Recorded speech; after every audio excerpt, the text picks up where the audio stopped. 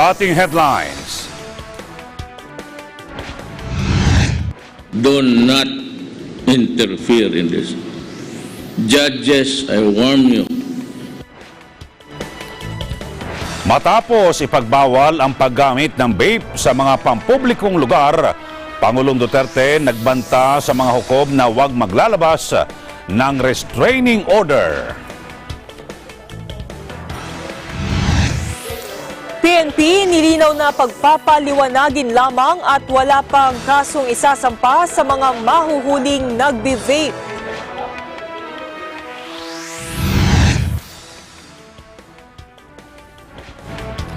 Philippine National Police target ang zero incident sa buong panahon ng 30th Southeast Asian Games. Mahigit 200 kilo ng botsa nasabat sa Maynila. At bago ang pagdalo sa ASEAN-South Korea Commemorative Summit sa Busan, South Korea, Pangulong Duterte niregaluhan ng BTS album.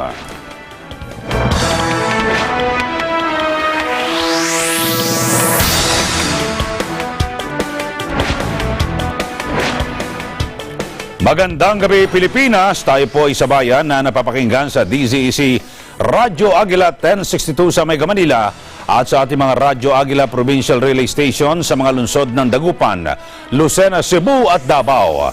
Sa detalye ng ating mga balita, matapos ipagbawal ang vape sa mga pampublikong lugar sa bansa, Pangulong Duterte binalaan naman ang mga judge na huwag maglalabas ng restraining order laban sa kautusan. Ang kanyang banta, hindi nito susundin ang TRO. Si Vin Pascua sa detalye. Binalaan ni Pangulong Rodrigo Duterte ang mga judge sa bansa na huwag magpalabas ng anumang restraining order para harangin ang vape. Partikular na ang pagpigil ng Bureau of Customs o BOC at Philippine Coast Guard sa pagkumpiska sa mga vape na papasok sa bansa. Sa talumpati ng Pangulo sa ika-80 anibersaryo ng Department of National Defense sa Camp Aguinaldo, Quezon City, mariing inihayag ng Pangulo na hindi niya susundin ang anumang utos ng mga judge. Do not interfere in this. Judges, I warn you. Do not issue restraining orders to the customs, to the Coast Guard. I will not obey your order because of the peculiar situation this country finds. Anuman anya ang mangyari, sinabi ng Pangulo na siya lamang ang tanging mananagot sa batas. Sa ngayon, sinabi ng Pangulo na wala pa siyang ipinalalabas na executive order kaugnay sa kanyang bagong kautusan, pero maglalabas din siya sa mga susunod na araw. Pero may batas na anya na nagbabawal sa distribution ng mga toxic materials sa mga pampublikong lugar. The order, executive order, never mind, it will come.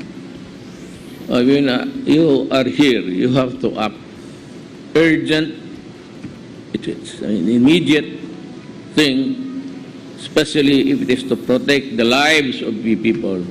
The state under the police power through the elected officials can do it.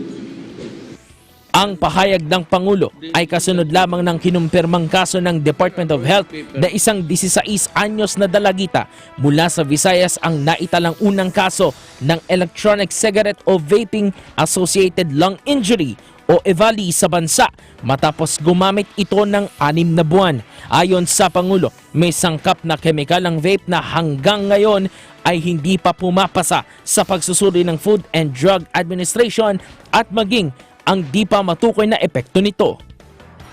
Nicotine is an addictive devil.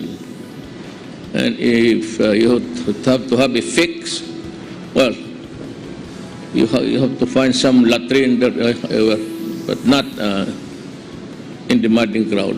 The safest way to do it is in your house. But if you are not that stupid, when you do that, you contaminate all, including your children in the family. Para sa Eagle News, Vin Pascua, I am one with 25. Nilinaw naman ni Philippine National Police Officer in Charge Police Lieutenant General Archie Francisco Gamboa na ang sinumang mahuhuli sa akto ng paggamit ng e-cigarette o vape ay iimbitahan lamang sa presinto. Ani Gamboa, habang wala pang inilalabas na executive order si Pangulong Duterte, kaya pagpapaliwanagin lamang at ire-record sa police blotter ang mga mahuhuli. Sa ngayon, hinihintay na lamang ng PNP na maglabas ng formal na executive order si Pangulong Duterte kaugnay sa pagbabawal sa paggamit at pag-import ng vape. Ito ay matapos magbigay ng direktiba ang Pangulo sa mga pulis at sundalo na arestuhin ang mga gumagamit ng vape sa mga pampublikong lugar. Samantala, maaari ring magpataw ng multa kung mayroong ipatutupad na ordinansa ang isang syudad hinggil sa naturang usapin. Suportado ni Senador Francis Tolentino ang ipinag-utos ni Pangulong Duterte na ipagbawal ang paggamit ng vape sa bansa.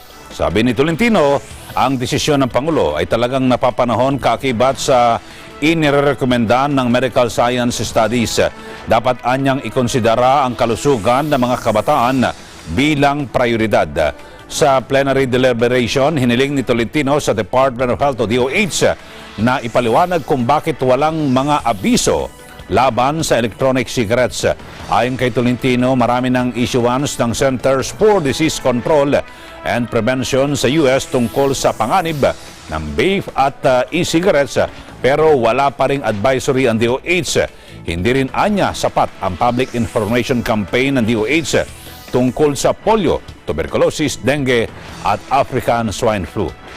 Kaugnay nito, hinimok ng Senador ang DOH na gamitin ang 1 bilyong pisong budget ng ahensya para sa information drive laban sa vape at sa mga sakit. Tiniyak ng Metropolitan Manila Development Authority o MMDA na tutulong ito sa pag-promote ng anti-smoking program para makamit ang smoke-free environments. Ayon kay MMDA Chairman Danilo Lim, suportado nila ang ipinag-utos ng Pangulo na pagbabawal sa paggamit ng vaping products o e-cigarettes sa mga pampublikong lugar.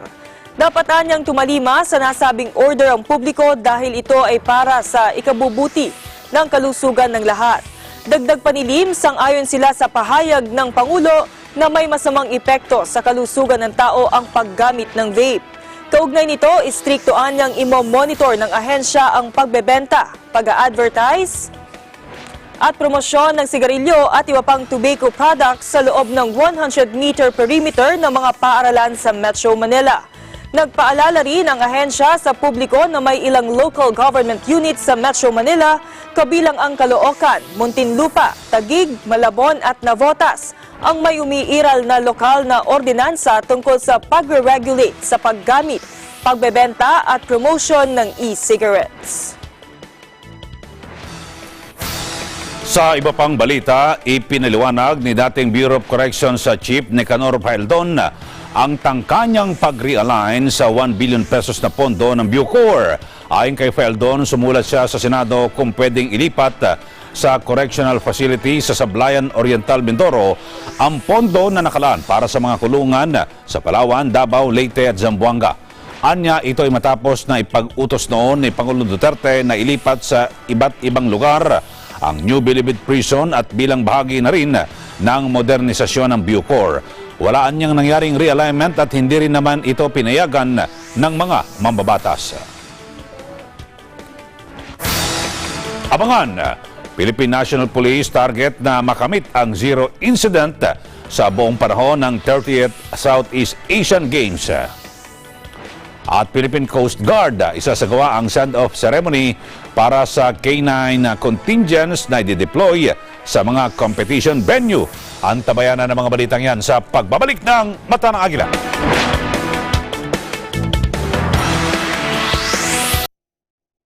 It traveled light years through space to find intelligent life.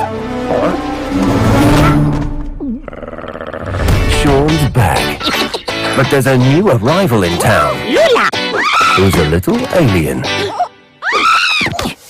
And to get her back home, they'll need to boldly go where no land has gone before. Farmageddon, a Shaun the Sheep movie.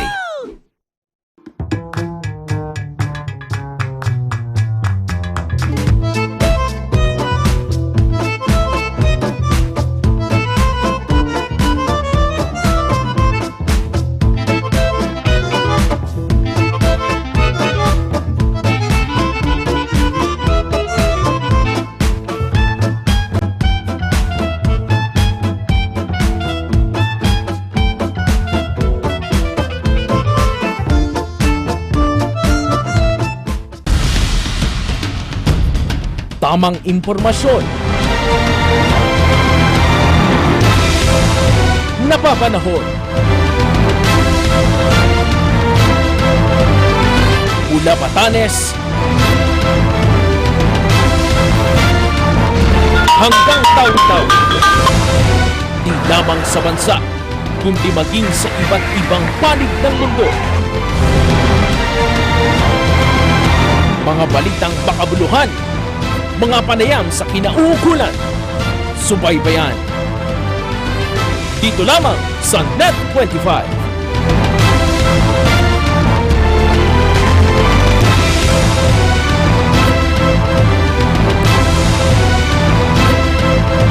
News, entertainment, technology.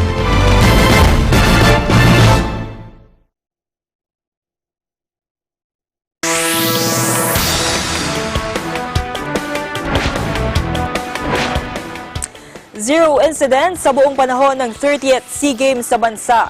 Ito ang hangad na makamit ng Philippine National Police sa send-off ceremony ng mga miyembro ng Interagency Security Task Group. Binilinan ang mga pulis na maging maayos sa pananamit, palangiti at accommodating. Si Madeline Villar Moratillo sa detalye. Target ng Philippine National Police na makamit ang zero incident sa buong panahon ng 30th Southeast Asian Games. Sa ginawang send-off ceremony ng mga miyembro ng Interagency Security Task Group sa Camp Bagong Diwa, mahigpit ang bilin ni OIC Chief PNP Lieutenant General Archie Gamboa sa mga ito na magtulungan para maging matagumpay ang SEA Games.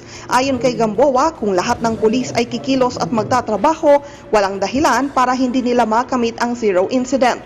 Nagpaalala rin si Gamboa sa mga pulis sa tamang bihis, pagiging palangiti at pagiging accommodating lalo na sa mga dayuhan. Mahigpit rin ang bilin nito sa mga pulis na huwag maglaro ng mga games sa kanilang cellphone habang naka-duty. At lalong huwag ring mag-post sa social media ng kanilang deployment para hindi ma-monitor ng masasamang loob. Sa dami-aniya ng mga dayuhang darating sa bansa para sa SEA Games, tiyak na marami ang mananamantala kaya kailangang magdoble sa pagbabantay. Tinatayang aabot sa mahigit 17,000 security personnel ang kasama sa ide-deploy para tiyakin ang seguridad sa gagawing SEA Games. Ang task group na ito ay binubuo ng mga personnel mula sa PNP, Armed Forces of the Philippines, Office of the Civil Defense, local government units at iba pang ahensya ng pamahalaan. Tinatayang aabot sa mahigit 9,000 partisipante ang inaasahang lalahok sa SEA Games. Para sa Eagle News, Madeline Villar Moratillo, I'm 1 with 25.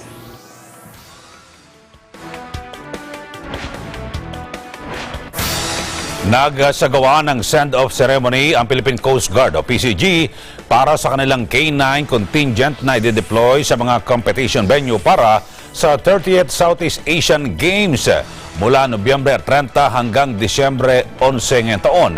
Pinangunahan ito ni Captain Nelson Torre. Ayon sa PCG, i-deploy ang mga nasabing K9 contingent sa Batangas, Subic, La Union at Metro Manila. 4 na PCG K9 teams din ang magiging bahagi ng Subtask Group Protection Technical Service na magsasagawa ng paneling at sanitation sa mga competition venue para matiyak ang kaligtasan at seguridad ng mga atleta at iba pang delegado ng SEA Games. Sa kaugnay na balita, tanging mga transparent bag lamang ang papayagan para sa mga manonood ng nalalapit na 30th Southeast Asian Games. Ayon ito sa isang opisyal mula sa Philippine Southeast Asian Games Organizing Committee. Sabi ni retired Military Chief Gregorio Pio Katapag Jr. na siya ring Functional Area Director for Game Security and Safety. Isa sa mga importanteng bagay na kanilang ipatutupad sa SEA Games ay ang clear bag policy. Maaari anyang magdala ng bag pero dapat na matiyak na ito ay cleared o transparent. Pero paglilinaw ni Katapang, para lamang ito sa mga manonood ng SEA Games at hindi saklaw ng polisiya ang mga atleta. Ang mga may dalang hindi transparent na bag ay hindi papayagang makapasok sa mga sports venue. May ilang sports venue naman anya ang may mga baggage counters at maaaring iwan na lamang doon ang kanilang mga bag. Ang opening ceremony ng 2019 SEA Games ay isasagawa sa Philippine Arena sa Bocaue, Bulacan sa November 30. Sa iba pa ring balita, sentro ng ika-66 na Annual National Mine Safety Environment Conference ngayong taon, ang responsable o responsible mining, mine safety at social responsibility. Inikayat naman ng liderato ng Philippine Mine Safety Environment Association o PMCEA ang mga mining company at ang pamahalaan sa layunin tungo sa responsableng pagmimina. Pinalalakas na rin daw nila ang kanilang mga rescue teams para tumulong sa komunidad sa panahon ng sakuna gaya ng naranasang lindol sa Mindanao kamakailan. Ang detalye sa report ni Mark Gabriel. Muling nagsama-sama ang kinatawan ng mga mining company na nag-ooperate sa bansa sa isinagawang Minerals Industry Symposium sa Baguio City. Bahagi pa rin ito ng ika-66 na Annual National Mine Safety Environment Conference na nakasentro sa responsible mining, mine safety at social responsibility. Ang team ng aktibidad ngayong taon, 66 years of responsible mining, culture, care, change. Sa naturang symposium, ibinahagi ng ilang kumpanya ang kanilang best practices pagdating sa responsableng pagmimina at pagpapanatiling ligtas ng kanilang mining areas. Having aware na na mining is a good thing to do, responsible mining is possible, at saka kailangan magsama-sama lahat, hindi mag-away-away. Guest of honor sa aktibidad si Baguio City Mayor Benji Magalong. Sa kanyang speech, ibinahagi niya sa mga minero kung paano magiging responsable at matinong lider. Ayon kay Magalong, ang mahusay na lider ay laging naninindigan sa kung ano ang tama. Sa mining, to be able to do that, dapat credible yung mga leaders natin. When every time they talk about protection of the environment and safety, credible dapat leaders. And leaders should lead by example. Samantala, dinayo din ng mga delegado ang booth ng iba't ibang kumpanya sa isinagawang mining exhibit. Bukas, maghaharap-harap naman ang mga rescue teams sa mine safety demonstration and field competition. Dito susukatin ang kanilang kakayanan sa pagresponde sa iba't ibang uri ng sakuna na maaaring mangyari. Mula dito sa Baguio City, para sa Eagle News, Mar Gabriel, IM1 with 25.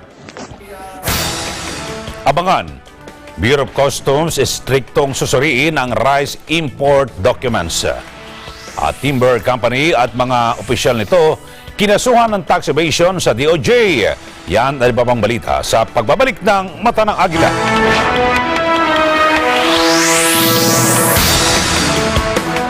November 23, we are opening our doors to you for the ultimate EBC experience. Enjoy performances from your favorite OPM artists and meet our talented reporters, hosts, and DJs too. Experience hosting, reporting, camera handling, and more in our interactive booths.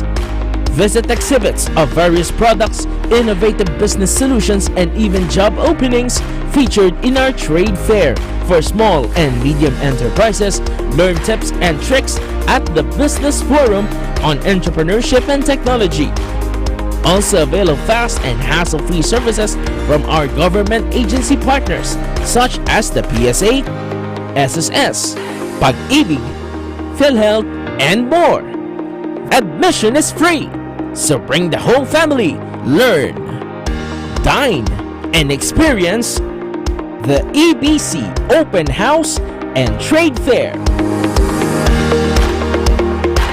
EBC Open House and Trade Fair is sponsored by LBC Express Incorporated, Becky's Ice Dream, Royal Care Marketing Services, Ayala Land International Sales Incorporated, Nature Spring, Just Payroll, Andox Lechon Manok, Tempra, by Taisho Pharmaceuticals Philippines Incorporated. Go Hotels, Manila Airport Road, North EDSA, Cubao Ermita and Timog. Micaela, bags, shoes, wallet, and umbrella. Style meets versatility. And PLDT Enterprise.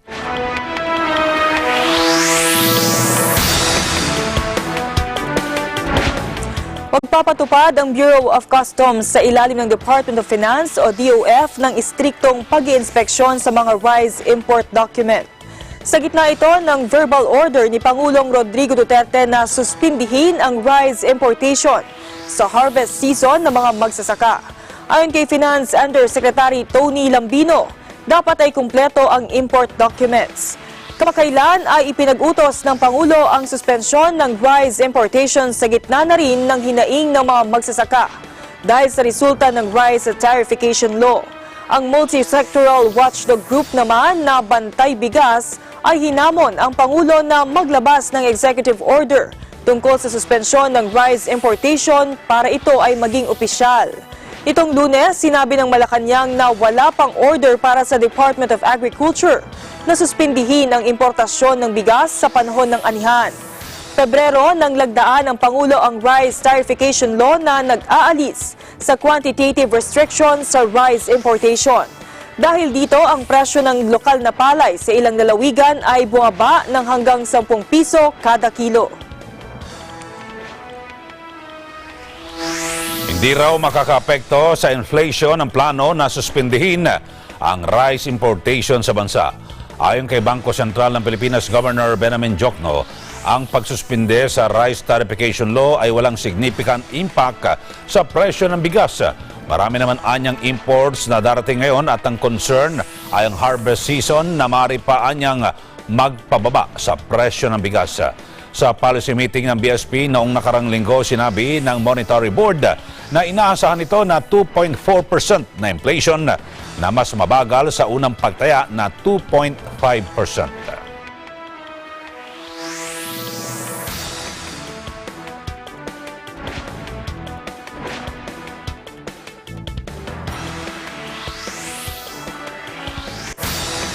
Ipinagharap ng mga reklamong tax evasion sa DOJ ng BIR ang isang timber company at mga opisyal nito matapos mahulihan ng kahon-kahong mga sigarilyo na mayroong pekeng tax stamps sa warehouse nito sa Misamis Oriental.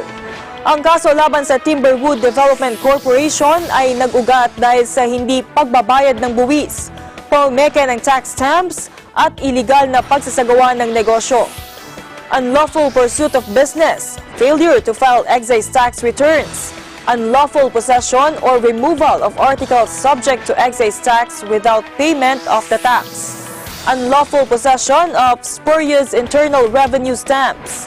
Kasama sa kinasuhan ng BIR ang mga opisyal ng Timberwood, Ting P. Wang Presidente, Chuling Su, Chief Finance Officer, Maria Sharon L. Remo, Corporate Secretary, Christian M. Tong, Corporate Secretary, Nanito P. Pialan, Corporate Secretary.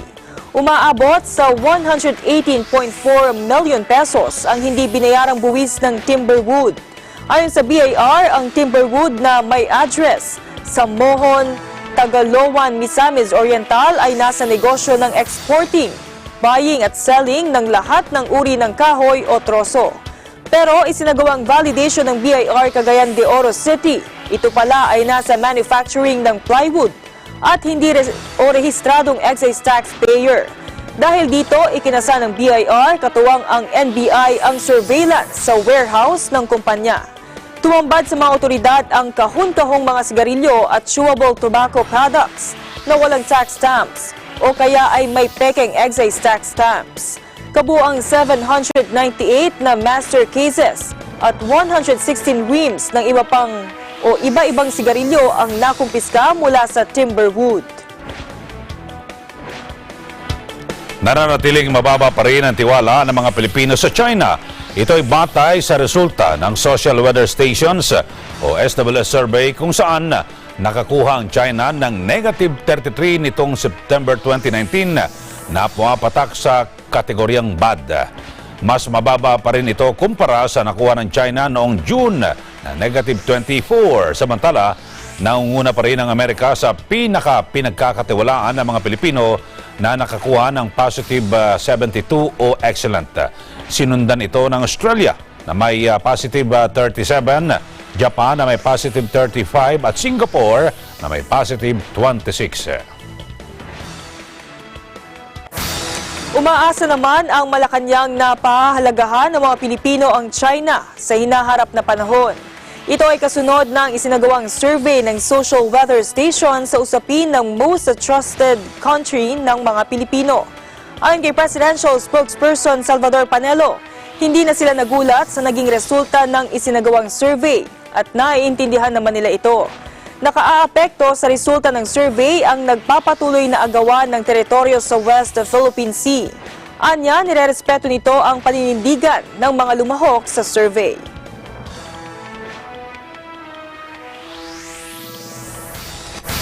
Panibagong lindol na naman ang muling tumama sa Cotabato kaninang umaga.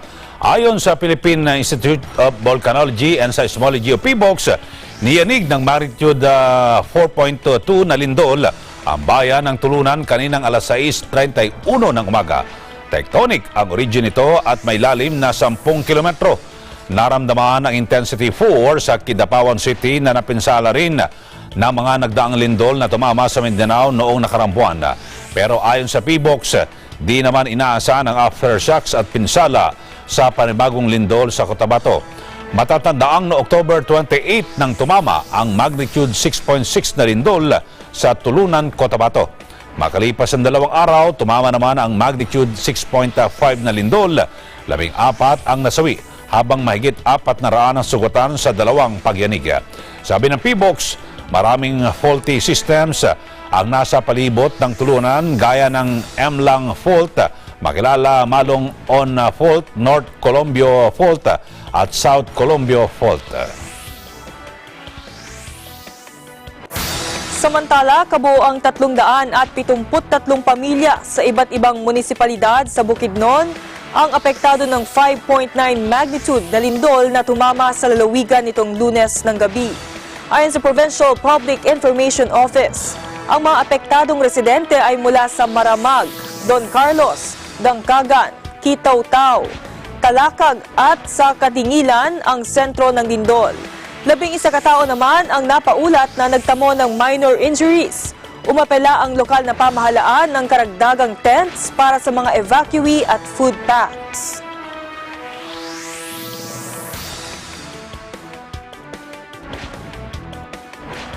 Sa balita naman ukol sa bagyo, mahigit sa 12,000 individual ang apektado ng bagyong Ramon sa Regions 2 at 5. Ayon sa NDRRMC, kabuang 3,309 families o 12,060 individual ang apektado ng bagyo mula sa 184 na barangay sa mga nasabing rehiyon. Karamihan sa mga ito ay pansamantalang nanunuluyan sa mga evacuation center. 19 na bahay ang nasira sa Region 5, 25 road sections at 10 tulay ang nasira sa Region 2, 5 at CAR. Nananatiling nasa blue alert status ang operasyon ng NDRRMC para i-monitor ang sama ng panahon.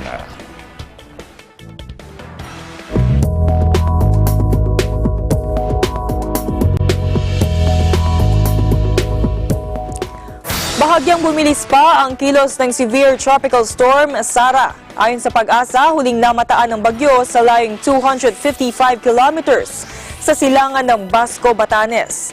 Taglay nito ang lakas na hanging umaabot sa 110 kilometers kada oras malapit sa gitna at pabugsong aabot sa 135 kilometers kada oras. Kumikilos ito pahilagang kanluran sa bilis na 10 kilometers per hour. Nakataas pa rin ang signal number 1 sa Batanes. Samantala, namataan naman ang low pressure area na dating bagyong Ramon sa layong 375 kilometers sa kandurang Timog Kanduran ng Subic, Zambales. Bukas, makararanas ng maulap na papawirin na may kasamang kalat-kalat na pag-ulan at thunderstorm sa Cagayan Valley, Cordillera Region, Ilocos Region, Zambales at Bataan. Ang Metro Manila at ang nalalabing bahagi ng bansa ay makararanas ng bahagyang maulap na papawirin na may ilang mga pag-ulan dahil sa localized thunderstorms. Abangan, Pangulong Rodrigo Duterte na insulto sa paniniwala ng mga human rights advocate na political prisoner si Senadora Leila de Lima ayon sa Malacanang.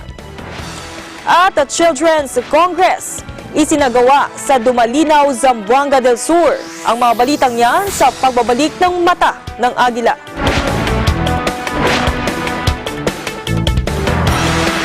Traveled light years through space to find intelligent life.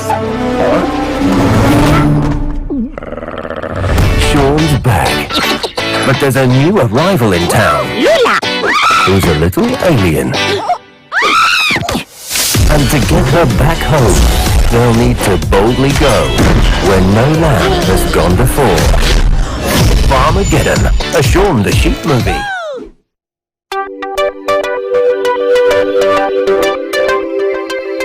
Net25 is now available on OSN, the largest entertainment network in the Middle East and North Africa. Watch your favorite Net25 shows on OSN channel 725, same day as the Philippines. Net25 shows live and on demand Anytime, anywhere. on any mobile device on OSN Play.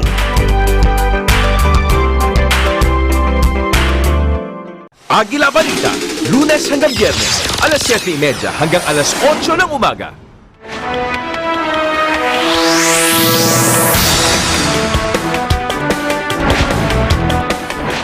Ibalik na sa Pilipinas si CPP Founding Chairman Jose Maria Sison. Ito ang apelan ng League of Parents of the Philippines sa embahada ng the Netherlands. Si Madeline Villar Moratillo sa detalye. Umapila ang League of Parents of the Philippines sa embahada ng the Netherlands na pakinggan naman ang kanilang mga panawagan na ibalik na sa bansa si CPP-NPA-NDF founder Joma Sison. Ayon kay Remy Rosario, ang chairperson ng League of Parents of the Philippines, ito na ang kanilang ika-11 araw ng pagsasagawa ng protesta sa harap ng embahada. Pero labis anyang nakakadismaya na hanggang ngayon ay wala silang natatanggap na sagot man lang. NPA! Ayaw po ang aming panawagan! Pauwiin si Joma Sison para panagutin sa kanyang mga kaso dito. Bago naman tuluyang tapusin ang kanilang kilos protesta, sinunog nila ang larawan ni Sison. Giit ng mga ito, hindi umano sila titigil sa pagbalik at pagprotesta sa harap ng embahada hanggat hindi na ibabalik sa bansa si Sison.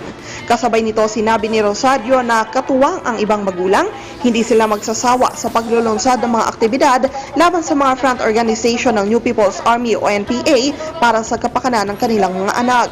Ayon kay Rosario, isang kanyang anak sa mga sinubukang i-recruit habang nag-aaral ito sa isang universidad sa Maynila. Maswerte na lang anya at hindi sumali rito ang kanyang anak. Para sa Eagle News, Madeline Villar Moratillo, I'm one with 25. Sa iyo pang tampok na balita, Pangulong Duterte na insulto sa paniniwala ng mga human rights advocate na political prisoner si Senadora Leila de Lima. Nanindigan ang Chief Executive na totoo ang kasong kinakaharap ni de Lima na may kaugnayan sa illegal drugs. Si Vic Sumintak sa detalye. Totoo ang mga kasong kinakaharap ni Senadora Leila de Lima na may kaugnayan sa iligal na droga. Itong paninindigan ni Pangulong Rodrigo Duterte kasabay ng pagsasabing napakalaking insulto sa kanya na mas pinaniniwalaan ng iba't ibang grupo ng human rights na isang political prisoner si Senadora de Lima.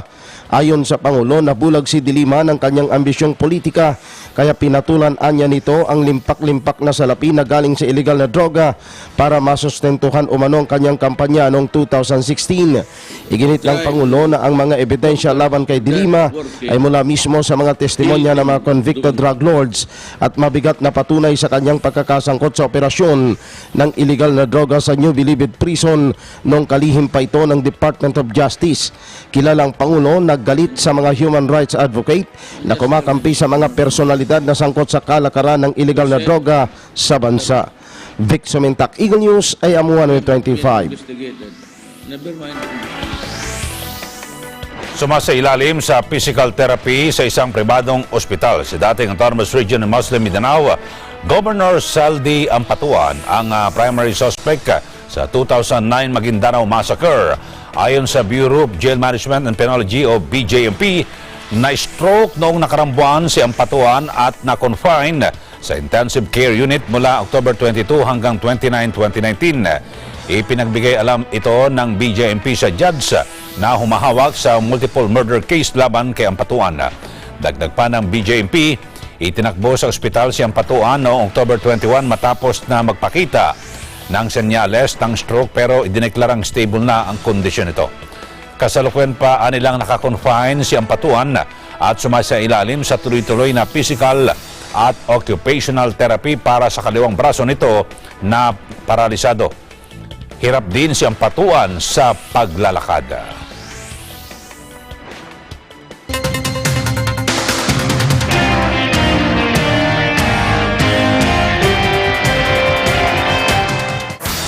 Children's Congress isinagawa sa Dumalinaw, Zamboanga del Sur bilang bahagi ng selebrasyon ng Children's Month ngayong taon. May detalye si Ferdinand Libor.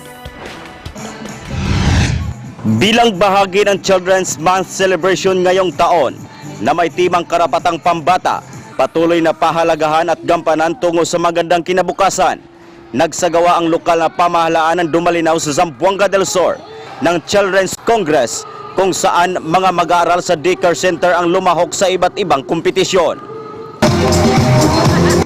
Isinagawa ang Little Miss Ambassador kung saan 7 nagagandahang chikiting ang nagpakita ng galing sa pagrampa sa entablado at ipinakita ang kanilang iba't ibang talento. Makikita rin sa mga suot ng mga kabataan ay gawa sa recycled materials na siyang isinusulong ng lokal na pamahalaan ng Dumalinaw. Labis naman ang kasiyahan ng mga magulang na makita nila ang kanilang anak na rumampa sa entablado. May nagpakita rin ng kagalingan sa pagguhit.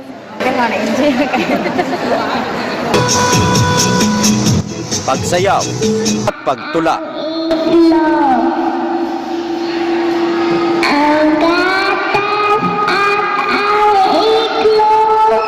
At ang lalong nakapagbigay aliw sa mga kabataan, ang mga parlor games, kung saan tumanggap pa ito ng mga premyo.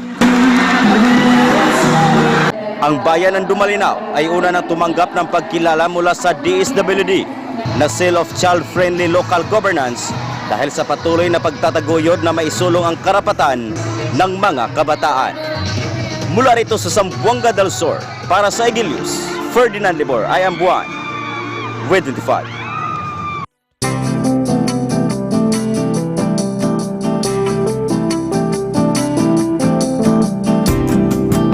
Personal na inspeksyon ni Pasig City Mayor Vico Soto ang MB Mucha ng Pasig 1, ang isa sa dalawang 57-seater ferry na binili ng pamahalang lungsod ng Pasig para magamit sa pagbuhay sa Pasig River bilang transportasyon.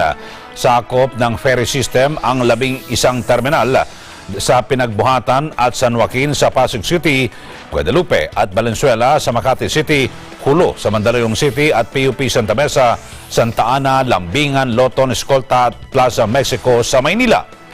28 pesos hanggang 95 pesos ang magiging pamasahe. Kumpleto rin ang nasabing ferry dahil mayroon din itong CCTV cameras at life jackets para sa mga pasahero. Ang Metro Manila Development Authority o MMDA ang nagpapatakbo ng Pasig River Ferry pero mayroon lamang 2 barko ang mga ito. Alinsunod sa direktiba ni Pangulong Duterte, nakipag-ugnayan na ang pamahalaan ng Pasig sa MMDA para sa pagpaplano at pagpapatakbo nito. Sa unang araw ng Disyembre, formal na ilulunsad ang nasabing ferry. Nilinaw ng Department of Environment and Natural Resources na hindi nito pahihintulutan ang pagpuputol ng mga puno. Ito ay maliban na lamang kung ito ay para na rin sa kaligtasan ng publiko. Sinabi ni Environment Undersecretary Rodolfo Garcia, maaaring ikonsidera ang pagpuputol ng mga puno sa edad nito. Pahayag ito ni Garcia kasunod ng pag-aalis ng puno na nasa tabi ng mga kalsada sa Naga at Karkar sa Cebu.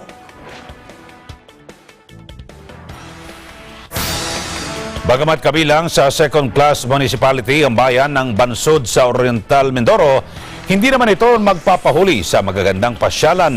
Ito ang ating alamin sa PIND, Experience Beautiful Creations.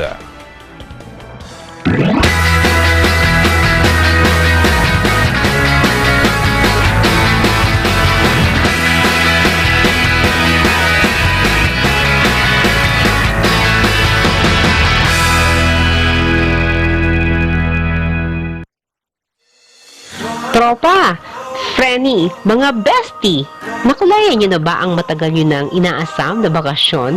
Aba, kung hindi pa, this is the right time para tuparin ang inyong barkada goal. At bago pa matapos ang mga holidays sa Pinas, mag-empake na at experience ang kakaibang ganda ng mga ipinagmamalaking lugar sa kapuluan ng Pilipinas. Kung ganda lang naman ng lugar ang pag-uusapan, mayroon kaming pupuntahan na tiyak na inyo ring magugustuhan. Tara na, laog na sa Orwin. Nandito kami sa Agila Fish Sanctuary sa Gloria. Ate, saan tayo? And we are experiencing glass boating. Wow. Pero medyo nakakatakot talaga siya. Sobra. Oh, ganito pa first time magsagwan. And yan po ang iba naming mga kasama. Punta tayo dun, ate. Oh, yeah.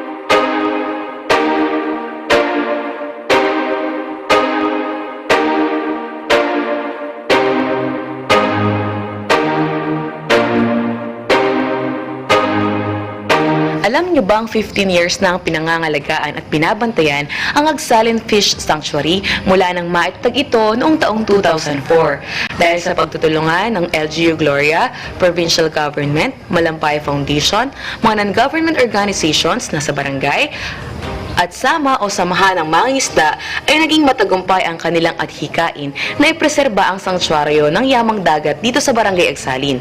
Tumanggap na rin ito ng iba't ibang awards at pagkilala. Napakarami ng award ang natanggap ng ating sanctuary. Siya po ay naging Hall of Fame ng Oriental Mindoro. At nito nung pong nakaraang 2017 ay siya ay naging #1 sa buong Pilipinas, Best Managed Marine Protected Area. At dahil po dito ay nagbibigay din sa LGU, nagbibigay din po kami ng mga livelihood. Nagbibigay po kami ng mga paya. Hindi ito ng itlog. Yung kanilang mga anak, kanilang similya, lalabas po yan, hindi po yung maninirahan sa Agsalin. Katunayan nga po, mayroong mga commercial fishing dyan, yung mga kurantay. Paglabas po ng mga isda naming malalaki dyan sa loob, yung mga kalapat o mabilog, talagang sila ho nakakahuli kasi hindi, sila ho may mga kurantay pa sila. Hindi ho tulad dito sa bayan ng Gloria, talagang wala hong commercial fishing dito sa amin. Kaya ang nahukwan lang ho dito, yung mga karatig bayan namin, yan yung talagang nakakahuli ng maayos.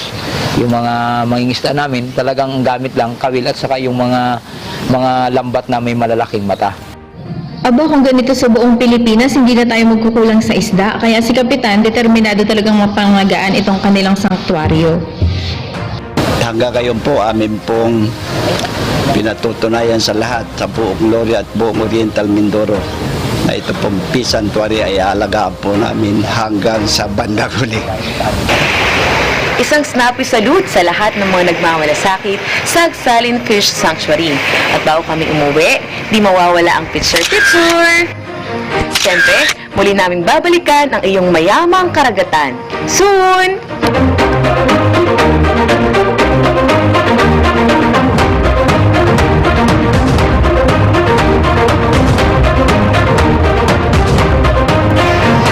Hi! Kakain po muna kami ngayon bago kami pumunta ng Manila.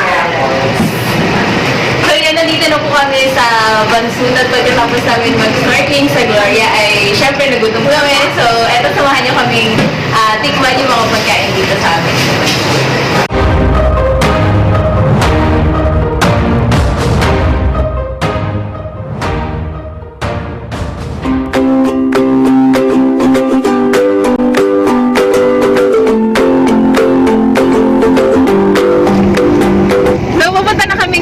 Sa Manihala Falls at kani-kanina lang ay pumasok kami dun sa kanto ng Villa Pag-asa.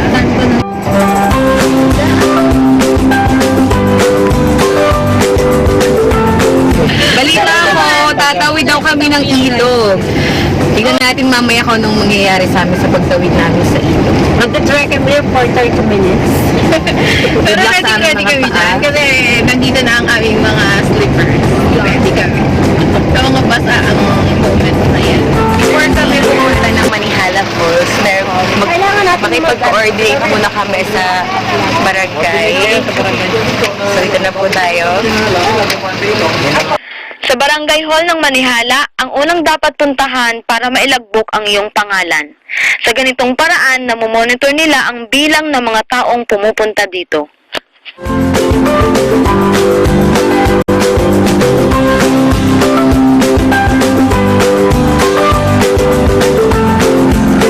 Ayan, ito po yung isang makikita, yung hindi na karaniwang makikita, lalo kung nasa bayan ka.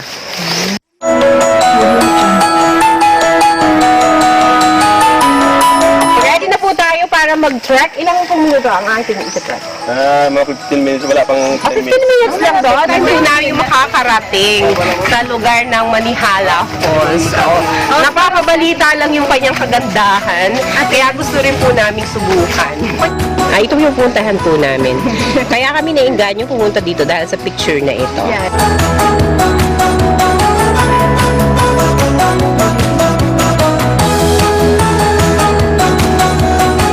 Ready na po kami sa Manihala Falls.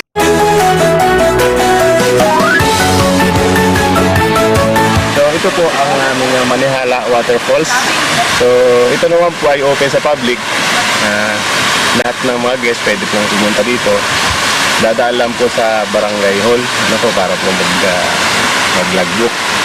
So open po siya sa lahat na pwedeng bumisita. Ito po, pag medyo magandang panahon at mainit, medyo maliit po yung tubig niya. Pero pag yung halimbawa maulan na panahon, halos puno po yung kanyang tubig ng mga Agustin. So marami pong naliligo dito. Katulad nito, may pinapatayo si Kapitan na parang silungan. Kasi minsan po, may nagdadaos ng my birthday dito sa place na ito. So kasama rin po ito sa programa ng Tourism Office na development ng site. Ito po, parang lalagay po ng mga cottages dito. At yung mga nipa hut lang na ilalagay para may masilungan po yung aming mga guests na pumupunta dito. Mayroong taas na 18 feet ang Manihala Falls at nasa 25 kilometers ang layo nito mula sa bayan ng Bansud. Pwede kang sumakay ng motorcycle or tricycle papunta rito. At ang payak ng pamumuhay ng komunidad dito ay pwede ring maranasan ng mga nais marating ang lugar.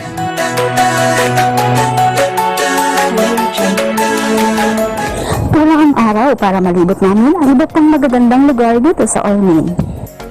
Pero ang mahalaga, fully charged na kami at handa na ulit harapin ang mga challenges hindi lamang sa aming mga trabaho but also our life itself.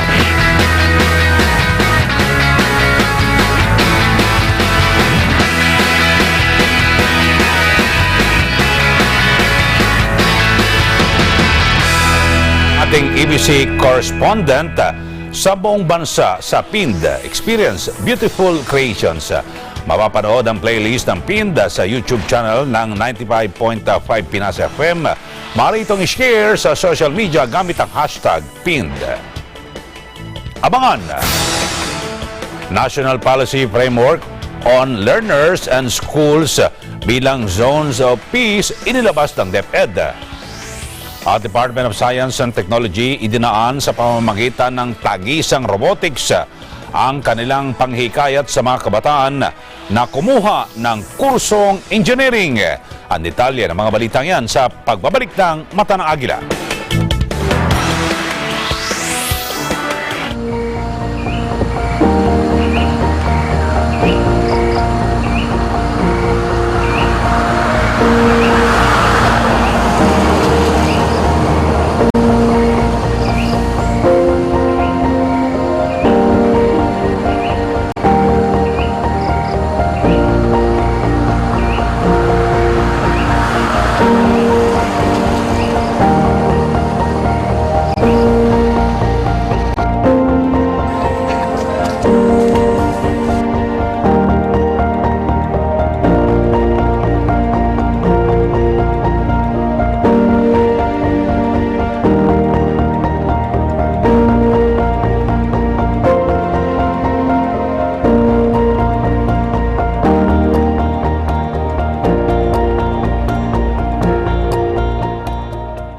Agila Balita, Lunes hanggang Biyernes, alas 7:30 hanggang alas 8 ng umaga.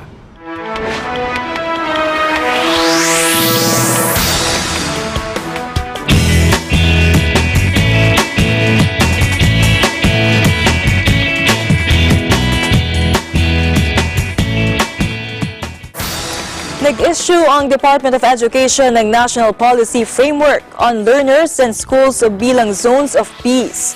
Sa isang memorandum, sinabi ni Education Secretary Leonor Briones, ito ay binuo ng ahensya bilang strategiya para na rin sa kaligtasan at seguridad ng mga mag-aaral, teaching personnel at ng paaralan sa kabuuan. Anya, makatutulong din ito sa mga paaralan na maggamit din ang aspeto ng conflict, sensitivity, peace building at community engagement sa pagtuturo sa mga kabataan sa pagpapanatili ng kapayapaan. Hakbang ito ng DepEd na mapanatili ang ligtas na learning environment para sa mga kabataan.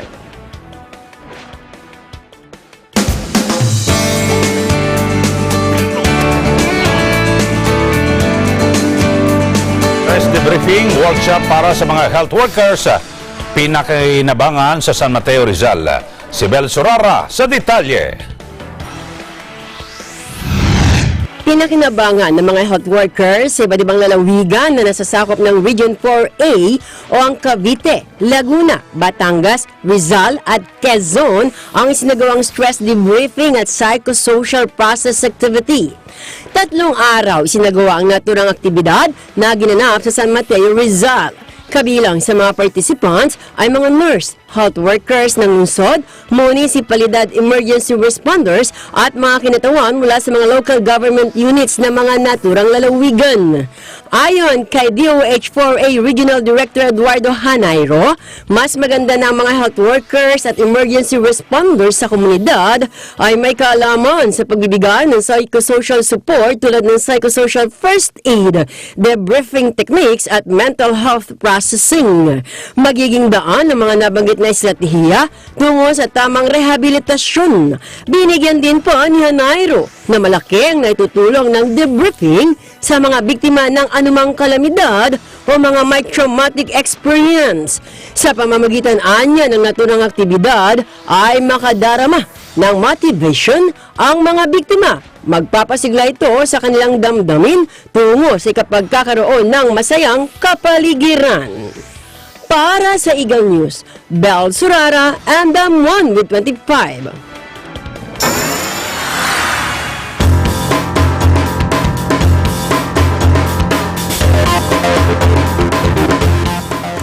Tagisang robotics, ito ang nakikitang sagot ng pamahalaan sa kakulangan ng mga engineer sa bansa.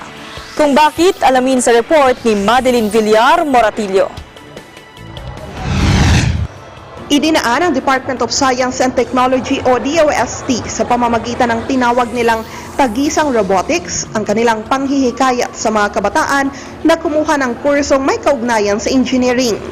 Ayon kay Ruby Cristobal, ang hepe ng Science Research Specialist ng DOST, dahil karamihan sa mga engineer sa bansa ay mas pinipiling mag-abroad, darating ang panahon na kukulangin na ng mga inhinyero sa Pilipinas.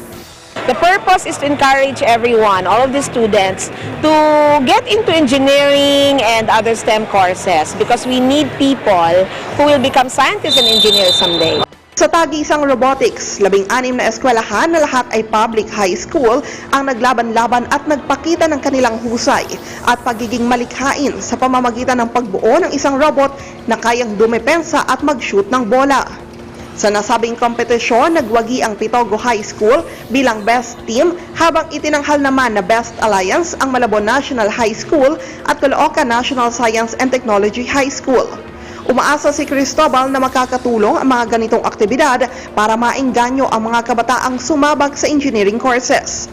Para naman sa mga interesadong kabataan pero kulang sa kakayahang pangpinansyal, sinabi ni Cristobal na magbubukas ng humigit kumulang 12,000 slot ang DOST para sa kanilang magiging scholar sa susunod na school year. Pwede kayong maging engineer kahit tayo kapos sa ating kabuhayan. Pwede po namin kayong pag-aralin. Ang gobyerno ay handang magbigay ng oportunidad sa mga kabataang gustong maging scientist at engineer someday. If you're a DOST scholar, maaari kang pumili ng mga kurso doon sa priority courses natin. At ang benepisyo, lahat halos ng gastos ay sagot ng gobyerno. May monthly stipend de 7,000 pesos, may libre pong tuition kahit sa private school, sinasagot ho ng gobyerno ang 20,000, samantalang yung mga usually yung mga private school, sinasagot nila yung kung ano man yung remaining sa tuition fee. Outright book allowance, uniform, meron pa ho kayong pamasahe, pabalik at papunta ng inyong lalawigan kung kayo ay sa Maynila mag-aaral or vice versa. Meron din hong insurance. Ang kondisyon lang, pagka-graduate, dito muna magtrabaho ng ilang taon sa bansa. 1:1 yan. Kung 4 na taon kang pinag-aral bilang DOST scholar, 4 na taon ka rin dito sa bayan natin, sa Pilipinas, private or public company na preferably related dun sa larangan ng iyong pinag-aralan. Para sa Eagle News, Madeline Villar Moratillo, I'm 1 with 25. Muling inorganisa ni Pangulong Duterte ang Interagency Panel on Cybersecurity. November 15 nang lagdaan ng Pangulo ang Executive Order 95 na nagpapatupad ng pagbabago sa composition ng National Cybersecurity Interagency Committee na nilikha noong 2015. Ang nasabing komite ay pangungunahan pa rin ng Executive Secretary kasama ang kalihim ng Department of Information and Communications Technology at Director General ng National Security Council bilang mga co-chair. Ang kalihim naman ng Department of Science and Technology ay hindi na co-chair pero miyembro pa rin ng komite. Kabilang sa iba pang mga miyembro nito ay ang Executive Director ng Cybercrime Investigation and Coordinating Center, mga kalihim ng Department of Transportation at ng Presidential Communications Operations Office at ang Governor ng Bangko Sentral ng Pilipinas. Sinabi ng Google na ang kanilang digital assistant ang magsisilbi nilang news host sa mga connected device. Tatawaging Your News Update, ang bagong feature ng Google kung saan maaari itong ma-activate sa oras na utusan ng user ang Google Assistant para basahin ang balita mula sa kanilang mga media partner. Sasabihin lamang ang katagang, "Hey Google, play me the news." Ang naturang artificial intelligence program ay magde-deliver ng mixed news stories based o base sa interes, lokasyon at preferences ng user. Abangan! Prince Andrew ng Britanya, formal nang buwaba sa kanyang public duties. At bago ang pagdalo sa ASEAN-South Korea Commemorative Summit sa Busan, South Korea, Pangulong Rodrigo Duterte niregaluhan ng album ng sikat na K-pop boy group na BTS. Ang lahat ng yan sa pagbabalik ng mata ng Agila.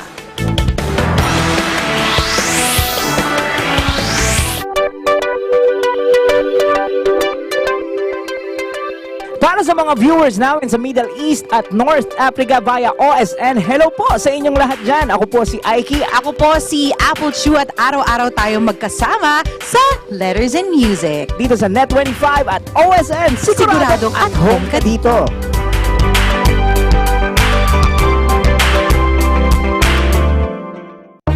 Mga isyung panlipunan.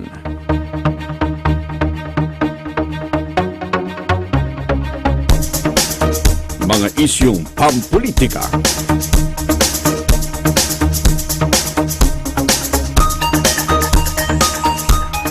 Tatalakayin, lilinawin, kasama ang mga batikang komentarista, Congressman Dante Marcoleta at Jen Sobardiaga sa Ganang Mamamayan. Lunes hanggang Biyernes, alas 8 hanggang alas 9 ng umaga. Agila Balita, Lunes hanggang Biyernes, alas 7:30 hanggang alas 8 ng umaga. On November 23, we are opening our doors to you for the ultimate ABC experience. Enjoy performances from your favorite OPM artists and meet our talented reporters, hosts, and DJs too. Experience hosting, reporting, camera handling, and more in our interactive booths. Visit exhibits of various products, innovative business solutions, and even job openings featured in our trade fair. For small and medium enterprises, learn tips and tricks at the Business Forum on Entrepreneurship and Technology. Also avail of fast and hassle-free services from our government agency partners such as the PSA, SSS, Pag-ibig, PhilHealth, and more. Admission is free, so bring the whole family, learn, dine, and experience the EBC Open House and Trade Fair.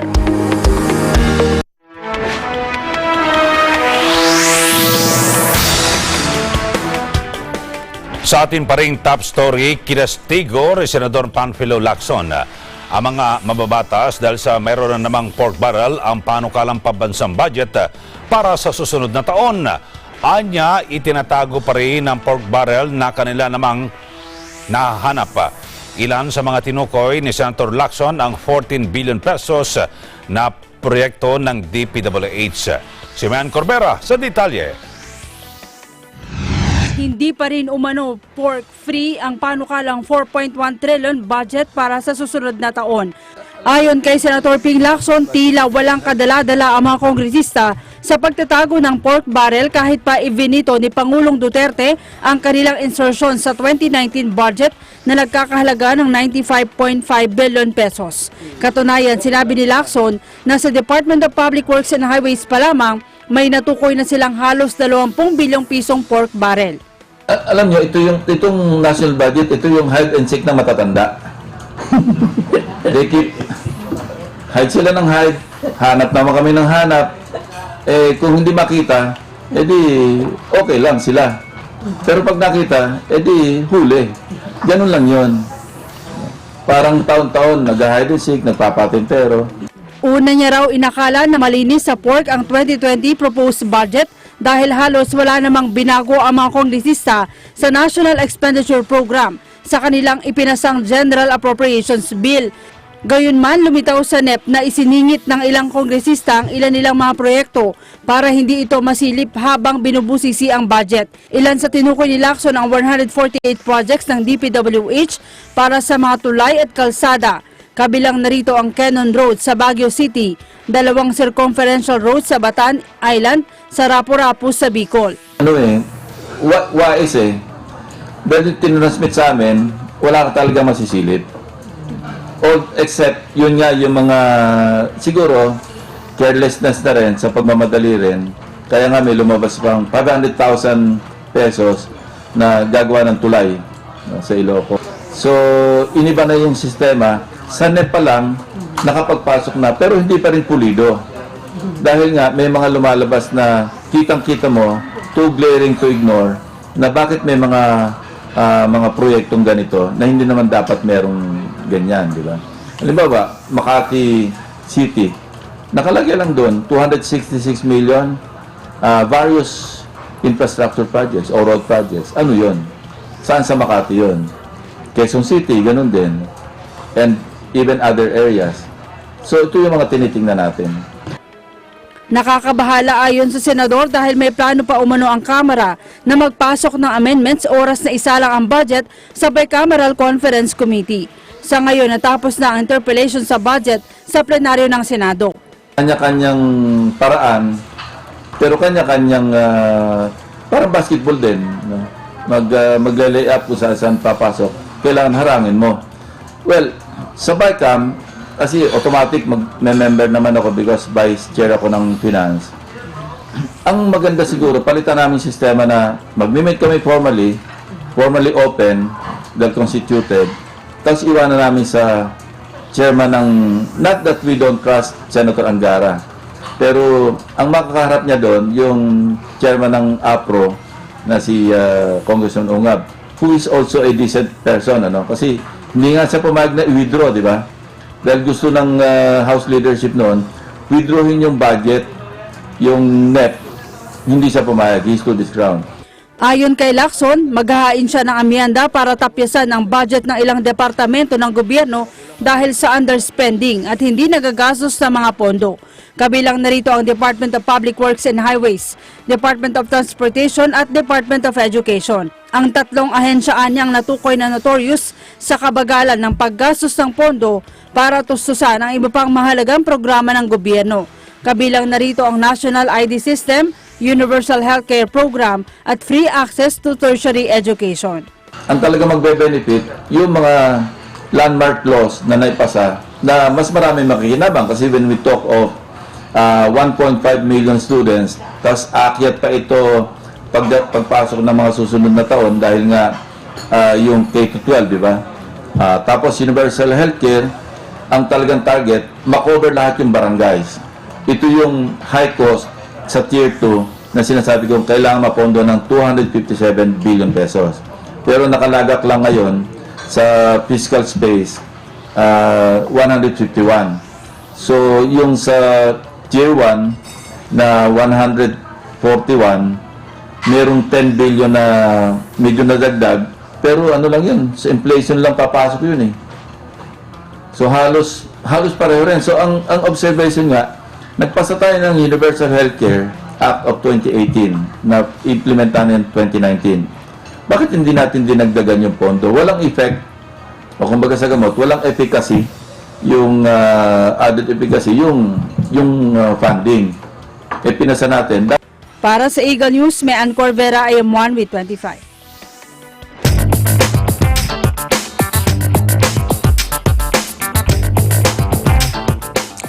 Idineklara ni Pangulong Rodrigo Duterte ang ikalawang linggo ng November kada taon bilang Investor Protection Week.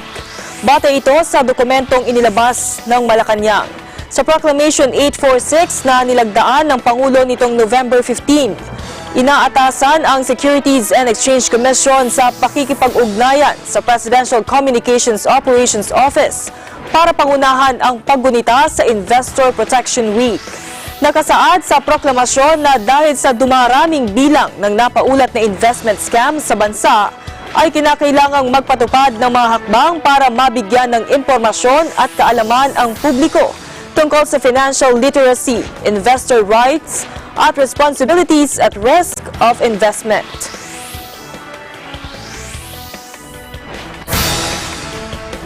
Idineklara ni Pangulong Rodrigo Duterte ang ikalawang linggo ng Nobyembre kada taon bilang investor.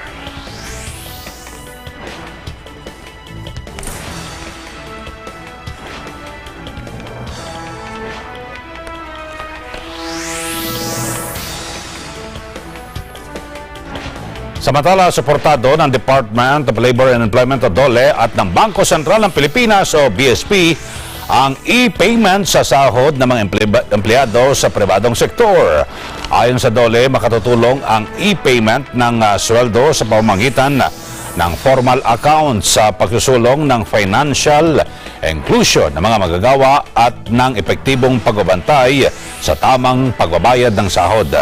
Sa joint forum na isinagawa ng DOLE at PSP, binigyan din ni Labor Undersecretary Claro Arellano ang pangailangan sa pagbubukas ng formal account para sa pagbabayad ng sahod sa halip na manual cash disbursement para sa mabilis na verifikasyon.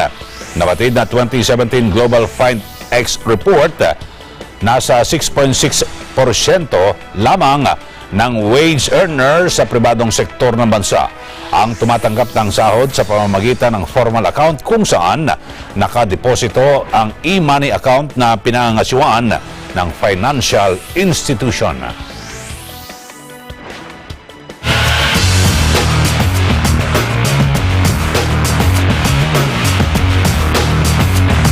Sa balitang sports, isang kilalang perfume line nagbigay suporta sa mga independent Pinoy athletes na sasabak sa 2019 Southeast Asian Games. Si Ben Bernaldez sa detalye. Sa darating na 30th SEA Games, maraming atleta ang sinuportahan ng mga private sponsors na tutulong sa kanilang karera sa kanilang sports makamit ang gintong medalya. Isa na dito ang kilalang perfume line na unang nagbigay suporta sa Guinness Women's National Basketball Team. Well, as you know, I've been sports lover, and we've been supporting the Agila women's team for the longest time. And late last year, I saw the need to help some prospective individual sports. That's why we got Jasmine early this year to help her on her swimming campaign. So we have sent her to Europe and to US for her trainings and also some competitions in China. And then latter part of last quarter, we saw these two young guys in wakeboarding and skateboarding, which has tremendous potential. So we decided to help them as well, to inspire them and also to help them on this campaign to gain more golds for our SEA Game tournament. Ang Blackwater ay pumili ng mga atletang susuportahan sa kani-kanilang sports. Isa na dito si Olympian at long-time national swimming team member Jasmine Alcalde. Ang 25-year-old ay nairepresenta ang bansa sa London 2012 at 2016 Rio de Janeiro Olympics. Mula pa noong 2009, si Alcalde ay nag-uwi ng 12 SEA Games medals, 2 bronze medals noong 2013, 6 bronze medals noong 2015 at 4 bronze noong 2017. Naghahangat si Alcalde ng makagintong medalya sa darating na 30th SEA Games sa unang pagkakataon. Of course, I personally want to bring home like as many medals as I can, but at the end of the day, I feel like all I can do is really trust God and trust my training and just focus on what I have to do and just go for it.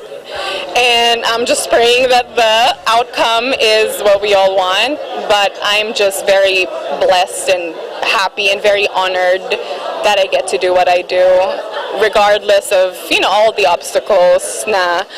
I will be competing in a few weeks with the Philippine flag on my head, and I think on my suit, I'm not sure, but on my jacket for sure.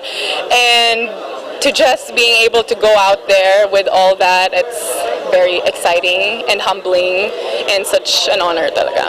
Sunod naman pinakilala si 18-year-old wakeboarder Rafael Trinidad mula sa Calamba, Laguna. Nagsimula si Raf sa edad na 12 years old. Makalipas ang ilang taon, naging national champion sa 9th Philippine Cable Wakeboarding Championship noong 2015. Mula noon, marami ng local at international competition tulad ng International Water Ski and Wakeboard Federation sa Buenos Aires, Argentina, kung saan nanalo ng silver medal sa Pro-Men Division si Ralph Trinidad. Wakeboarding is such a new sport here, and I really believe that the team has what it takes to get the gold for sure. Because we've been working for the past few months just to get here and stay in our best shape to perform well in the SEA Games. That you have gotten the support that you need with the focusing on your training. We also want to get the expectations that gold. What are the chances? Gold for SEA Games in wakeboarding is really high, because we've been training all year, and then with the help of the Blackwater family, it really inspired us and motivated us to push ourselves even more to represent the country well during the Southeast Asian Games. Isa din na may mataas ng tsansa mag-uwi ng gintong medalya para sa bansa si downhill skateboarder Jaime Delange.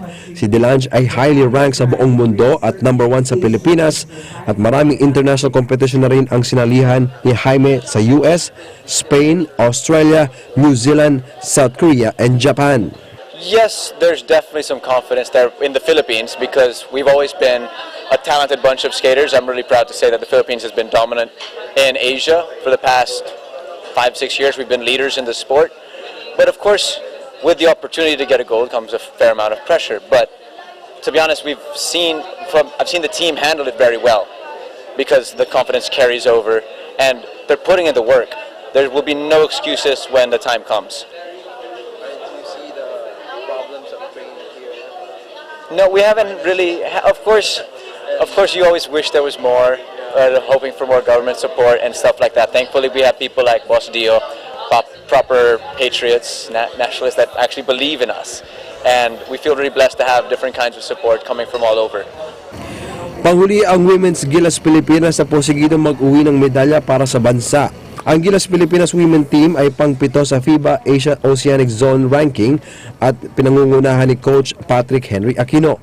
Kasama sa current roster sina Jack Daniel Animam, Afril Bernardino, Gemma Miranda, Eunice Chan, Danica Teres Jose, Mary April Peñaranda, Ria Joy Nabalan, Ana Alicia Katrina Castillo, Camille Claro, Maria Betis Daes, Maris Andrea Tonco, France May Cabinbin, Janine Pontejos, Claire Castro, Christina Deacon, at Phil Kelly Hayes.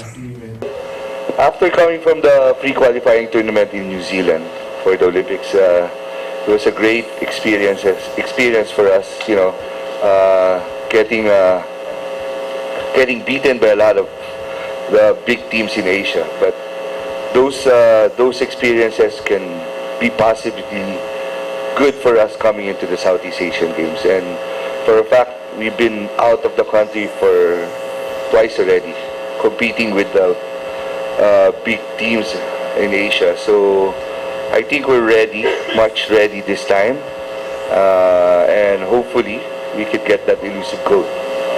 Gotten from Jones Cup and now 2 Olympic pre-qualifier tournaments. Our team has grown a lot. Of course, we didn't get the outcomes that we wanted for every game, but every game we've got better. And our next competition's coming up in SEA Games. I believe that we have the heart and the strength to come across these competitions. And one big question that was asked at in New Zealand, they asked, what is it like competing against, Japan or China, Korea, whatever, all those teams, they have professional sports teams. In the Philippines, we don't have club teams to compete against. So unfortunately, we don't have that advantage. But the advantage that we do have is we have heart.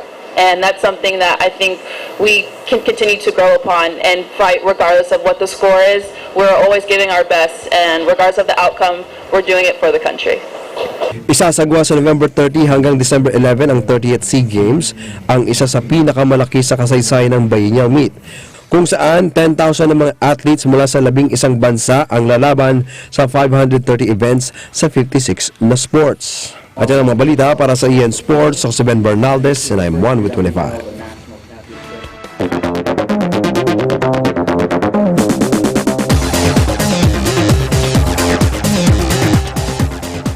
Sa ating news abroad, formal nang bumaba sa kanyang public duties si Prince Andrew ng Britanya.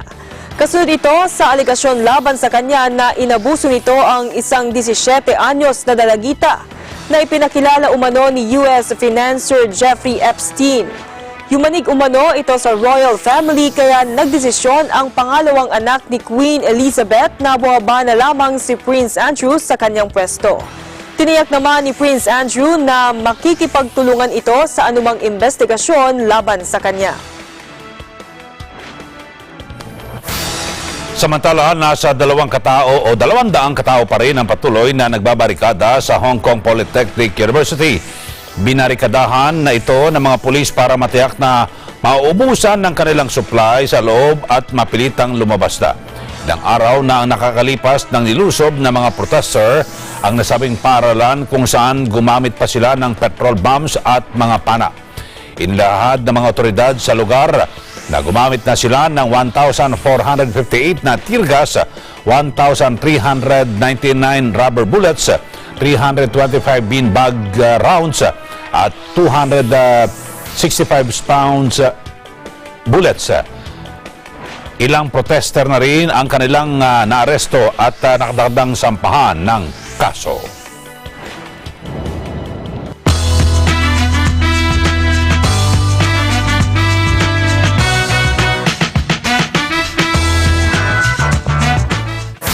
Makalipas ang isang dekadang pamamahinga sa music industry ay muling magbabalik on stage ang singer na si Mandy Moore. Sa kanyang Instagram account, masaya nitong ibinalita ang kanyang isasagawang concert tour. Kasama ng mga magiging petsa at sisimula ni Mandy Moore ang tour sa North America. Ilan sa mga pinasikat ni Mandy Moore ay ang kantang Cry at Only Hope.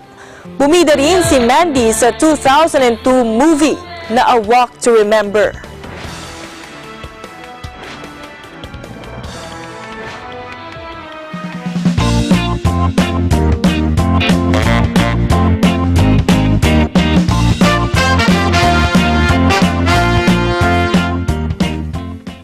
Ilang araw bago isagawa ang ASEAN-South Korea Commemorative Summit sa Busan, South Korea's Ambassador to the Philippines, Han Dong-man, nag-courtesy call sa Malacanang. Pangulong Duterte nakatanggap ng regalo. Ano kaya ito? Yan ihatid sa atin ni Cez Alvarez. Sa pagdiriwang ng South Korea at Pilipinas sa pagsapit ng 70th anniversary ng diplomatic ties, ay niregaluhan ni South Korea's Ambassador to the Philippines, Han Dong-man, si Pangulong Rodrigo Duterte ng album ng sikat na K-pop boy band na BTS. Sa kasagsagan ng courtesy call ni Han Dong-man sa Malacanang, ay dito niya ibinigay ang munting regalo para sa Pangulo. Isa ang BTS o Bangtan Sonyeondan, na ang kahulugan ay Bulletproof Boy Scouts sa nangungunang K-pop boy band na hindi lamang sa South Korea kilala, kundi sa iba't ibang panig ng mundo. Tinatayang nasa $3.6 billion ang naibibigay na contribution ng grupo sa South Korean economy kada taon. Sa darating na November 25 hanggang November 27 ay isa si Pangulong Duterte sa dadalo sa isasagawang Association of Southeast Asian Nations South Korea Commemorative Summit sa Busan, South Korea. Nakatakda rin itong magkaroon ng bilateral meeting sa pagitan nila ni South Korean counterpart Moon Jae-in. Para sa Eagle News, Cez Alvarez and Aimon with 25. At sumanyo ang kabuuan ng mga balita dito po sa Mata ng Agila. Samantala, sundan ang iba pang balita sa Eagle News Service. Sundan kami sa Facebook, Twitter, Instagram at YouTube at gamitin ang aming hashtag Eagle News. Bisitahin din ang aming website sa eaglenews.ph. Panoorin ang Mata ng Agila at ang iba pang programa ng Eagle News sa eaglenewslive.com. Para sa mga bago at patas na balita mula rito sa bansa at iba't ibang panig na mundo, ito ang Mata ng Agila. Ako po si Eli Saludar. At ako naman si Judith Gamera. Maraming salamat sa inyong pagsubaybay. Magandang gabi. And we are one with 25.